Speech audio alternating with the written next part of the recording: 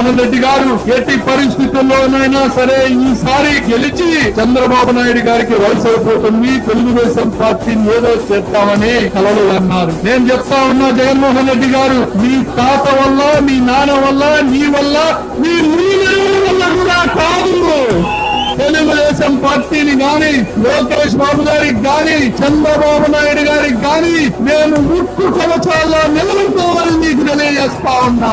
నేను అంటాడు 175కి 175 కొడతాడంట. సరే మనగాడిని కదా, రా గుంటూరులో పోటీ చేయి. ఎందుకు ఒకనో ఇతర నలుగురిని మార్చారు కదా, 4వ వాడు కూడా నేను వెళ్ళిపోతాను అంటున్నాడు కదా, నీకు క్యాండిడేట్ లేడు కదా, రా